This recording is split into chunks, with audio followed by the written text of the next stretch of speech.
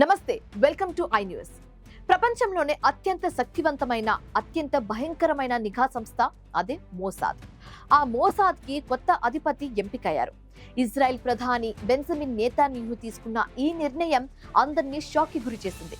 ఎందుకంటే మోసాద్ తదుపరి చీఫ్ గా ఎంపికైన ఆ వ్యక్తికి నిఘా విభాగంలో పనిచేసిన ఎక్స్పీరియన్స్ జీరో. కానీ ఆయన ఒక పవర్ఫుల్ మిలిటరీ ఆఫీసర్. ఈ అనూహ్య నియామకం వెనుక ఉన్న బిగ్ పొలిటికల్ మూవ్స్ ఏంటి? కొత్త చీఫ్ ఎవరు? చూద్దాం.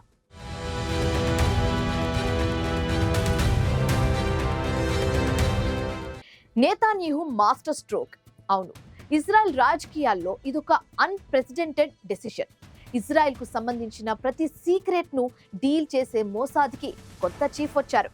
ఆయనే మేజర్ జనరల్ రోమన్ గోఫ్మాన్ నియామకాన్ని నేతాన్యాహు కార్యాలయం అధికారికంగా ప్రకటించింది. జూన్ 2026లో పదవీ కాలం ముగియనున్న ప్రస్తుత చీఫ్ డేవిడ్ బార్నియా స్థానంలో ఆయన వస్తారు. ఇక్కడే ఉంది బిగ్ ట్విస్ట్. గోఫ్మాన్ ఎప్పుడు నిఘా సంస్థలో పని చేయలేదు. ఎక్స్పీరియన్స్ జీరో అని చెప్పొచ్చు. ఆయన ఒక ప్యూర్ మిలిటరీ పర్సన్. 1976లో బెలారస్ లో పుట్టి 14 ఏళ్ల వయసులో ఇజ్రాయెల్ కు వలస వచ్చారు. 1995 నుంచి ఆర్మీలో ఆర్మ్డ్ కార్ప్స్ లో సుదీర్ఘ మిలిటరీ కెరియర్ ఆయనది. అక్టోబర్ 7, 2023 హమాస్ దాడి సమయంలో ఆయన ఇజ్రాయెల్ నేషనల్ ట్రైనింగ్ కమాండర్ గా ఉన్నారు. ఆ రోజు గాజా పరిస్థితిలోని స్టెరోడ్ లో హమాస్ టెర్రరిస్టులతో ఫైట్ చేసి తీవ్రంగా గాయపడ్డారు.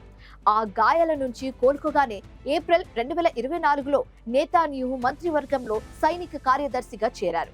ఇప్పుడు కేవలం కొన్ని నెలల్లోనే మోసాద్ కి చీఫ్ గా ఎంపికయ్యారు. గోఫ్మాన్ ను నియమించిన కొద్ది గంటల్లోనే ఇజ్రాయెల్ సైన్యం దక్షిణ లెబనాన్ లోని హిజ్బుల్లా స్థావరాలపై పవర్ఫుల్ అటాక్ చేసింది.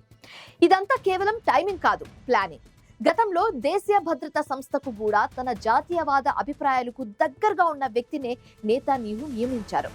ఇప్పుడు వన్స్ అగైన్ మోసాద్ లాంటి అత్యంత కీలక సంస్థకు కూడా తన ఐడియాలజీకి దగ్గరగా ఉన్న, మిలిటరీ బ్యాక్గ్రౌండ్ ఉన్న హార్డ్ కోర్ నేషనలిస్ట్ ను ఎంపిక చేశారు. ఇది ఇజ్రాయెల్ ఫ్యూచర్ ఇంటెలిజెన్స్ ఆపరేషన్ ను, అలాగే పొలిటికల్ ఎజెండాను ఏ విధంగా మారుస్తుందో చూడాలి.